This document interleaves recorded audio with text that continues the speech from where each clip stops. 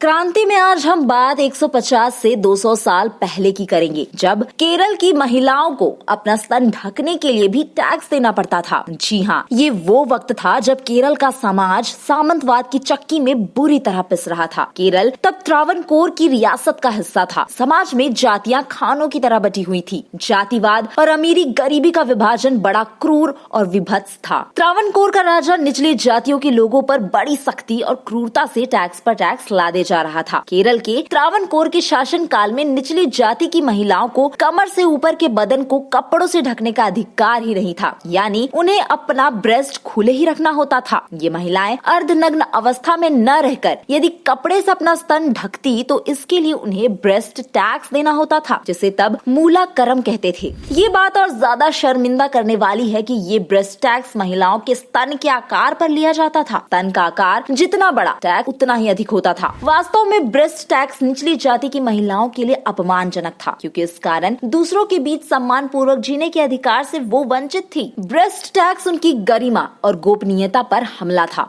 लेकिन इन सबके बीच एक बहादुर महिला आती है, जिसके विरोध ने विद्रोह की चिंगारी जला दी। उस महिला का नाम था नंगेली। नंगेली और उसका पति एक छोटे से तटीय गांव चेरथला में रहते थे। वे खेतीहर मजदूर के रूप में काम करते थे और नारियल के पेड़ों से रस एकत्र करते थे। नंगेली दलित थी, इझावा समुदाय से थी। उसे न केवल अपने लिए बल्कि सभी श्रमिक दलित महिलाओं के लिए आवाज उठाई। उनके विरोध ने उनके क्षेत्र में विद्रोह की चिंगारी जलाने में मदद की। नंगेली ने महसूस किया कि उनके समुदाय के साथ अन्याय हो रहा है। टैक्स के बोझ के कारण उनके पास दिन के अंत में खाने के लिए मुश्किल से मुट्ठी भर चावल का इंतजाम हो पाता था। आसपास की महिलाओं की स्थिति दिन प्रतिदिन दयनीय होती जा रही थी। एक दिन नंगेली का अन्यायपूर्ण और अपमानजनक टैक्स के खिलाफ गुस्सा फूट पड़ा। पति से बात की और निर्णय लिया कि किसी न किसी को तो आवाज उठानी ही होगी। पति ने नंगेली के विरोध में साथ देने का फैसला लिया और अगले ही दिन से नंगेली अपना स्तन ढकने लगी। नंगेली का ये कदम सामंतवादी समाज के पुरुषों को उनके मुंह पर करारे तमाचे जैसा लगा। बात आगे पहुंची और फिर नंगेली और उसके पति से ब्रेस्ट टैक्स की मांग की जाने लगी। एक महीने बाद अधिकारी टैक्स लेने घर आ धमके। नंगेली का स्तन मापा गया। इसके बाद नंगेली घर के भीतर गई और चाकू से अपने दोनों स्तन काट के